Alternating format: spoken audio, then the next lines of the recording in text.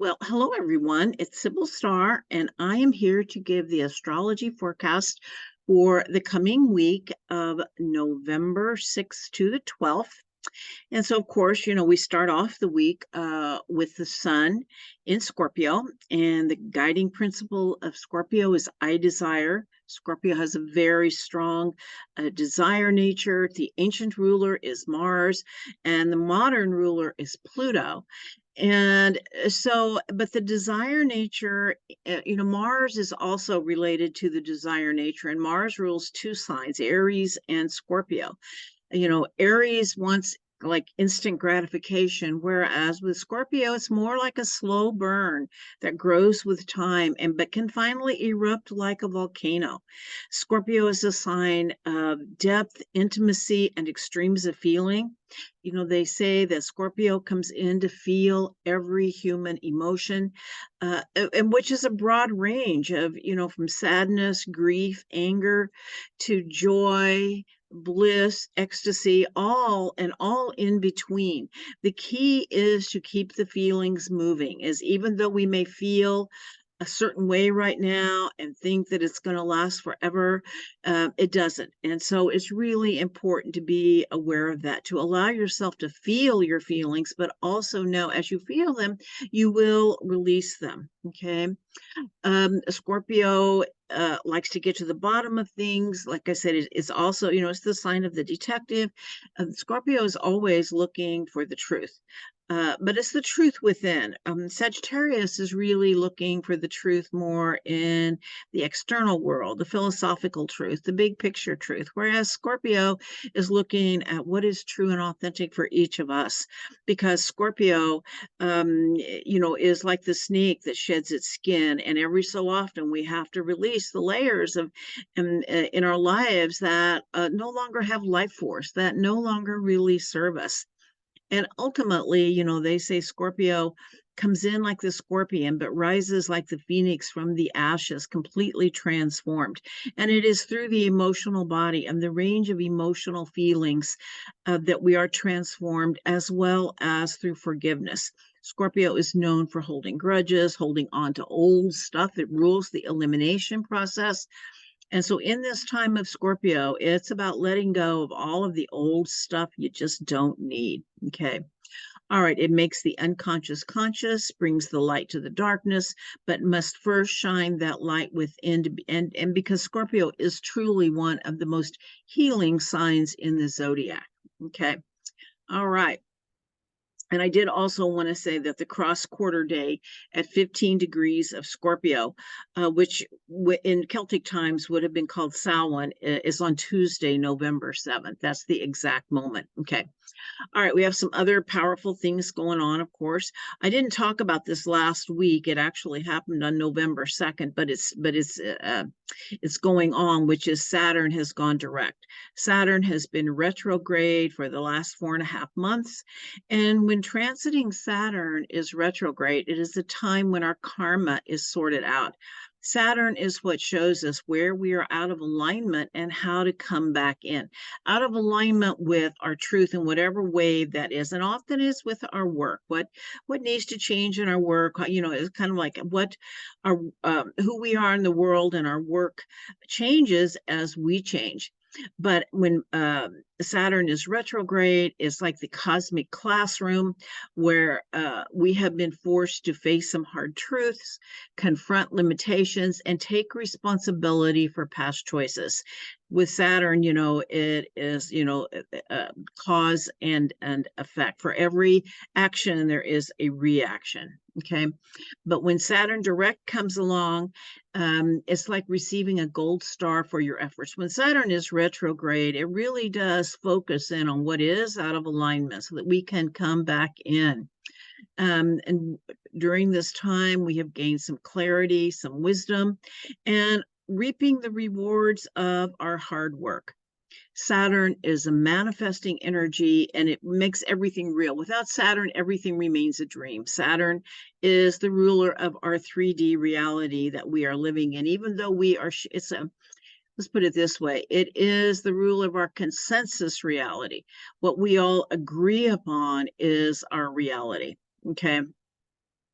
Okay, and its Saturn is at 0 degrees Pisces, and so it's the very beginning of Pisces, so it's very pure Piscean energy. And Pisces is so much about the inner work and our spiritual discipline. I feel like Saturn in Pisces is reminding us just how important it is to have a spiritual practice, because it helps us get centered within ourselves, to build that, to create that strong alignment within ourselves so that we can weather the storms that are all around us. And Saturn in Pisces also reminds us that we are never alone and we can always ask for help. Saturn in Pisces says to me, confront your fears, ask for help, and trust the process. All right. Some other things going on this week. Venus is active this week. So she starts off, and Venus, of course, is goddess of love. And relationship, self-love, beauty, all of the things that we know about Venus. And she's in the last degrees of Virgo. And so she's also in a trine to Pluto. And trines are an easy flow of energy, although anything with Pluto can be challenging, even a trine, okay? Because Pluto wants deep authenticity and honesty. It's the ruler of Scorpio. And so Pluto and Venus come together, but with the trine, if it was a square, it would be a lot harder energy. But with a trine, it's we may meet someone new who changes our lives, who transforms our lives, someone with whom we have a soul contract. And it could be have a very beneficial impact on our lives. With Venus trine Pluto, the relationships that we have the potential to deepen their emotional intimacy, but it requires maturity and honesty. And we also may find with Pluto trine Venus that some relationships in our lives are just not really serving us, and we're able to move to let them go a little more easily with Venus trine Pluto. But the shadow side with Venus and Pluto is about obsessive relationships. We really can get into an obsessive state with Pluto around. All right.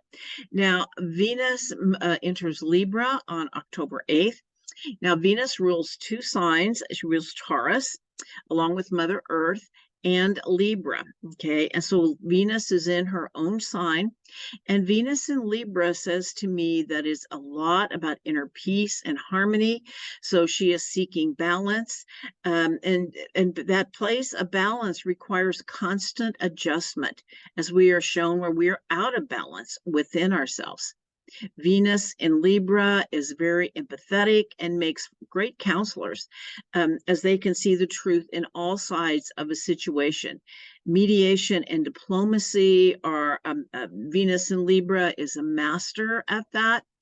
And there also may be a focus on relationships, since Venus and Libra both have to do with the other, being shown maybe how to be more in balance within our relationships.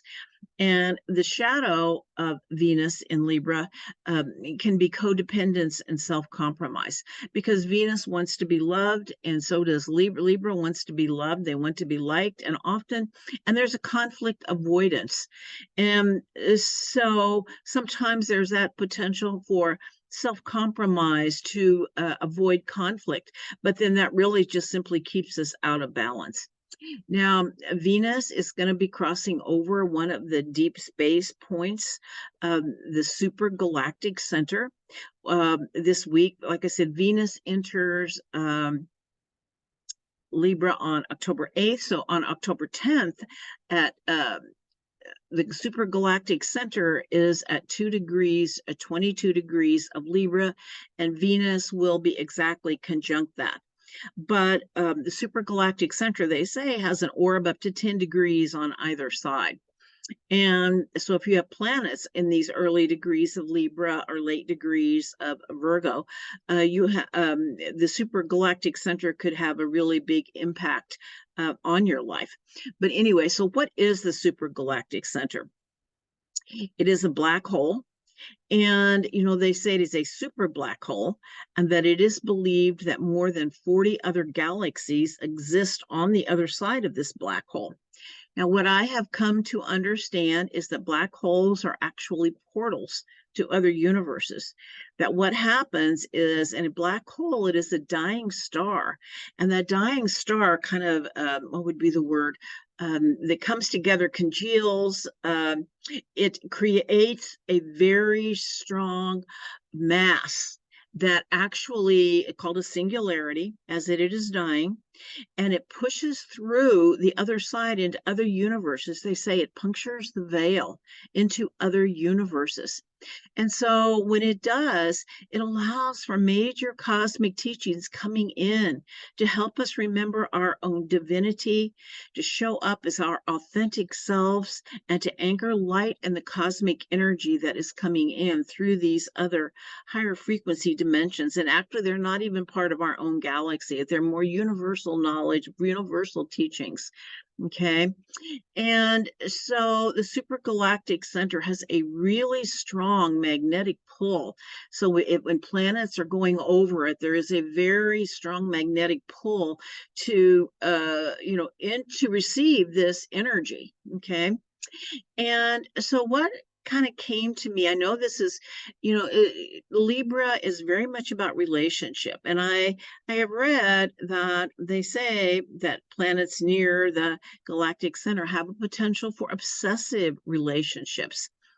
And so once again, we have this obsessive relationship a symbolism. And this is kind of how it kind of unfolded for me as a way to understand it as well, is that, they say that Libra does not know who they are without the mirror reflection of others. And, this could create an obsessive relationship. But actually, I believe the bigger teaching, because I think that is the shadow manifestation of it. I think the true teaching of this is that our relationships mirror back to us a reflection of our inner state. I feel like it's more about a mirror reflection. Okay. And I found this beautiful quote that may help explain this. It says, viewing people and life as mirrors of our inner world provides a profound perspective on personal growth. It urges us to look inward, understand ourselves better, and take responsibility for our life circumstances. It's a tool for self-awareness, change, and healing, serving as a powerful aid in our journey towards inner peace and personal development. The bigger truth is, and this is by Bayu Prehendito. I think that's how I say his name. Anyway, the bigger truth is that the whole external world is actually a reflection of our inner world.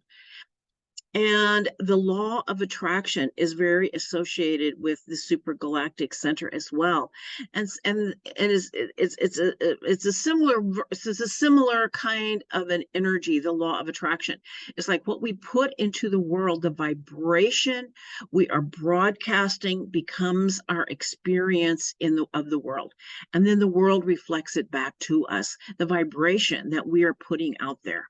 Okay. So if you're having challenges in your world, what vibration are you putting out?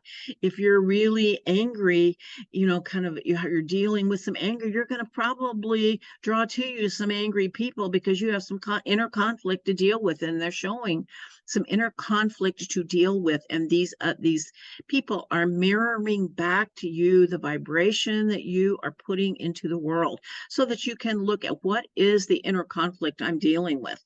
Okay. All right. So it's a really powerful teaching. All right.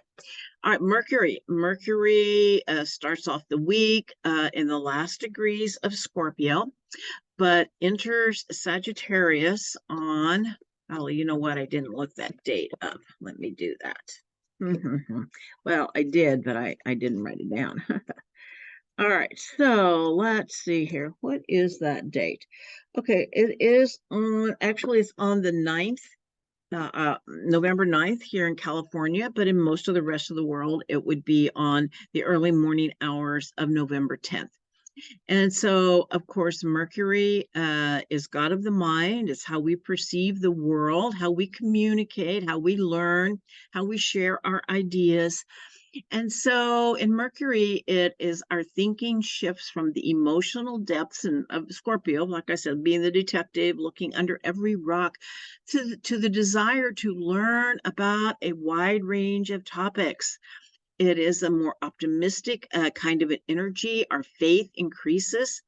Mercury in Sagittarius seeks meaning. It's how we can connect the dots and see the bigger picture. And it also reminds us that laughter is the best medicine. Sagittarius, Mercury in Sagittarius can be very funny and tells us to not take ourselves so seriously. Okay. And it has, it is known for this, and I've certainly done this recently, is open mouth insert foot syndrome. You know, sometimes Mercury in Sagittarius, it just pours out. It just kind of comes out. And the truth of it is, sometimes that is, things need to be said, and that is the way they come out. Other times, you know, we really can. If you just pause, take a moment and say, is this really what I want to say? Maybe I can say it in a better way. Sometimes that is the way to handle it, but to just know that kind of energy is in the field. Okay. All right. And it also squares Saturn. Mercury square Saturn. It can bring in limitation and structure. Mercury and Saturn together can often ask us to be able to organize our thoughts. But except that Saturn is in Pisces, and Pisces is not particularly so much about organization. I feel like what it's saying is that, you know, because Sagittarius is very much the seeker, is the seeking the truth. And so when it's in alignment here, this square with Saturn and Pisces, it says to me, the truth that you seek lies within. Okay. You might have some great ideas and visions, even if you can't see how to manifest them yet. But anxiety could be a shadow if the focus is on practical steps, as they may not yet be visible or available yet. Okay. All right. To really focus more on the vision, not on how you're going to make it happen. All right. All right, so we have Mars. Mars is in Scorpio, of course, and Mars will be in Scorpio until, what day did I say? I think it's like the 25th. Okay, let me look that up. All right, Mars is in Scorpio. It changes the 24th.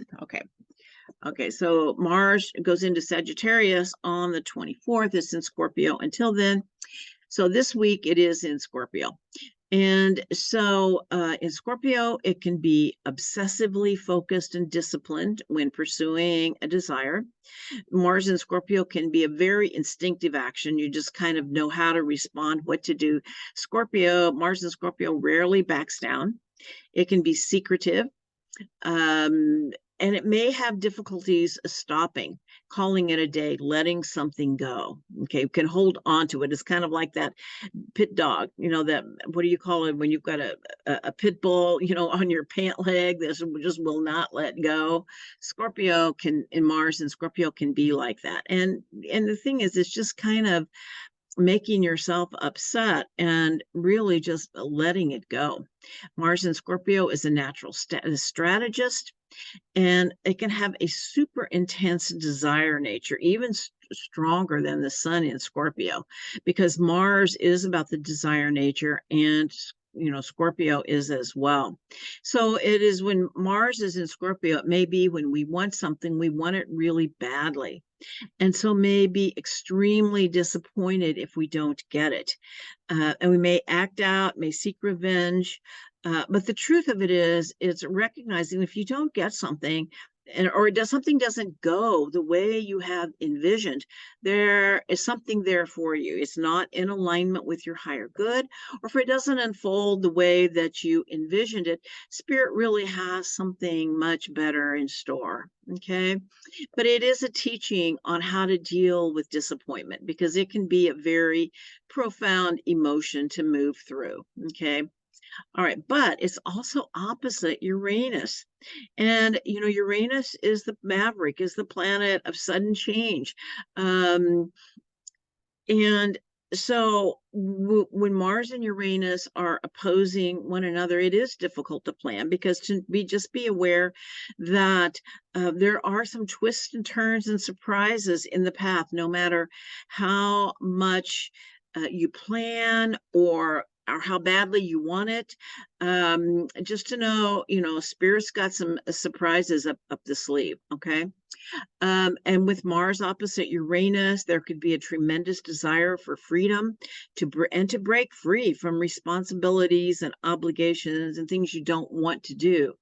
Um, Mars opposite Uranus can cause outbursts of anger. Mars has a lot to do with how we express our anger, and it may be outbursts of anger that have been building for a long time. And you may have a temptation to lash out, as it can bring nervous irritability that is difficult to manage. It is a volatile energy that can cause all kinds of disruptions in our lives. And I'm just going to say to be especially careful when driving, as an act of unconscious anger can change our lives forever. You think of road rage, you think of, yeah, you're having this, episode of extreme irritability. And if you act on it, it can really cause some serious damage. But to know also that Uranus is in Taurus, which says to find that place of inner calm, knowing the world may be storming around us and we may be emotionally triggered, but that is for release and purification. But to be able to hold that energy until you can find a healthy release, because breakthrough is absolutely possible in old stuck situations and emotional patterns. Something that has needed to been dealt with for a long time may show up. And with Mars and Uranus together, things can change on a dime. It's like 1 minute life is one way, the next minute everything has changed. Okay. All right. So, all right. Moon in the signs. All right. I just want to say too, Mars and Uranus come together. They dance together in an opposition once a year. Okay. All right. So from mid-Monday or let's just say Monday through Wednesday, the moon is in Virgo. The very early morning of Monday is Leo, but it moves into Virgo pretty quickly. And of course, that's a really good place to start the week. Virgo likes to get things organized. To kind of like, it's a good time to get your week organized, to get out your day planner, figure out what you're going to do this week, and get it, on your schedule. And we might find ourselves reorganizing and rethinking our plans with the moon in Virgo. Kind of how we thought we were going to do something, we're finding out that's maybe not going to work. There's great emotional satisfaction that comes from solving problems and making order out of confusion and helping others. With the moon in Virgo, health matters might come into focus. And so really pay attention, if a health issue comes up, something that's been nagging at us, but it shows up as something that needs to be dealt with. Okay. Now it is going to be opposite Neptune on Wednesday. And, the moon in Virgo opposite Neptune in Pisces, that brings in the rescuer, the fixer. We might want to fix something or someone. And the truth is, we can't fix anyone else. Okay. So it's really about a respect for their journey. Even if you see them suffering, how can you be empathetic and supportive, a kind shoulder to cry on without trying to fix something? Okay. Thursday through mid-Saturday, the moon is in Libra.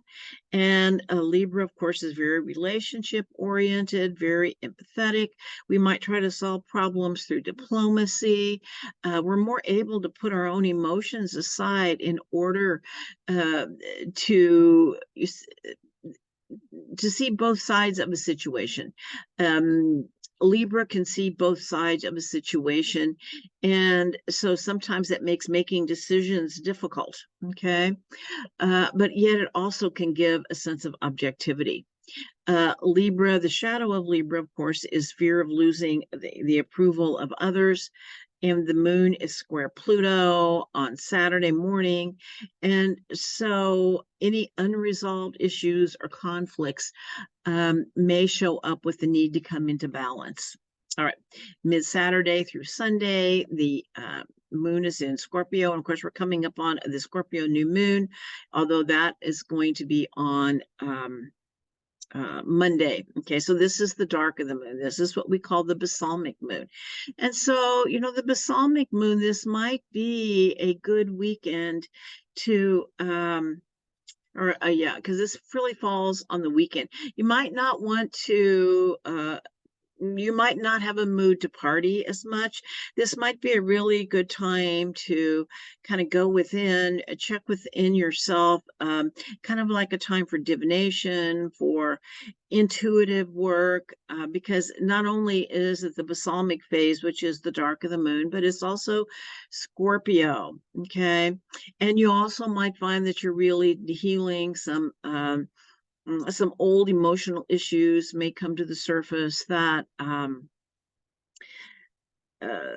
kind of even surprise you. Okay, that you get some clarity, you get some insight as you're able to kind of feel your way through. Because Scorpio really is also about feeling our emotions, like I said, and the moon in Scorpio is really about, you know, emotional depth. All right, and it is opposite Uranus, which is pushing us out of our emotional comfort zone and breaking old emotional patterns. All right, well, wishing you all a wonderful week. If you're interested in a reading, please check the description box below. I have some discounts going right now, and I will through January. And if you like this video, please check like and subscribe, because that really helps me a lot. And anyway, just wishing you all a wonderful week and many blessings to all, and namaste.